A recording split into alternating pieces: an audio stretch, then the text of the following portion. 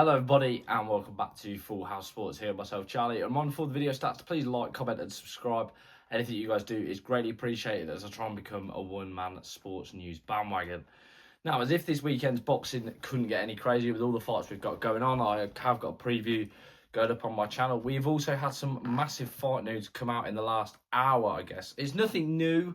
We knew the fight was happening, but I think there's a few interesting little details that have come into play that are definitely worth talking about. So we have had the official confirmation that Derek Chisora is going to be fighting Deontay Wilder on April 4th at the O2 Arena. And here's the key bit, exclusively live on Dazn. Now, I'm going to hold my hand up here. I did a video a couple of weeks ago now talking about Chisora Wilder and saying that, sort of believing the rumours that it was going to be on Sky Sports.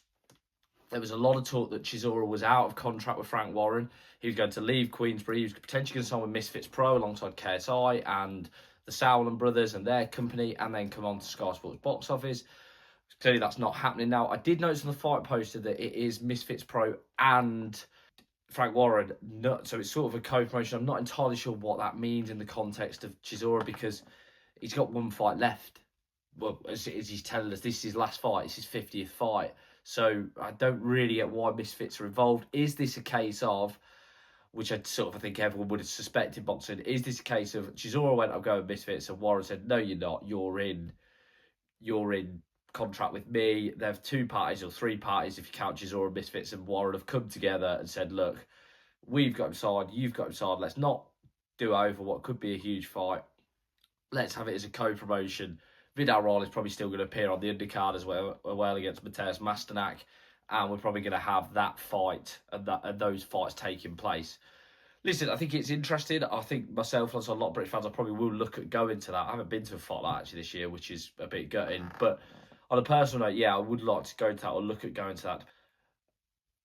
Listen, it's an interesting fight. I think a lot of people, there's two schools of thought on this fight, isn't there? The one school of thought is they're both old, they're both over the hill, what's the point? And I get that point of view, but that's sort of why I like it, because, listen, we're not giving Chisora to, let's say, a Wardley, where we're just feeding him to the wolves and he's going to get torn to shreds and nobody's going to remember that. At least with this fight, I think it's well matched. I mean, Wilder, the problem is with Wilder, if you watched his last 3 or 4 or 5 fights even going back, he's struggling now to pull the trigger. And when that happens, I think I heard Barry Jones talk about it, maybe. I know I heard someone talk about it. They were saying that when he's struggling to pull the trigger, that's when you know your time's up. You know, that's when you know, because if you don't want to let the punches go because you're worried about what's coming back, that's when maybe your days as a fighter are numbered. I do think Chisora could do to Wilder what Zhang did to Wilder in terms of bullying. Wilder's not the biggest of heavyweights. He never has been. So I don't know if Chisora will look at the Zhang fight and think that's the game plan. Like I say, it's an interesting fight for the fact that it's two big names still around that heavyweight division. They're both quite evenly matched. I think it's going to be a case of, I would make Chisora the favourite going into it. I think even if Wilder does land clean, is he still got the power? We don't know. Is he still... There's so many questions around Wilder now and what's going on with him. I know he said he's got his mojo back. I know he spoke about what's happened in his personal life, and I completely get that that's not the easiest thing to deal with.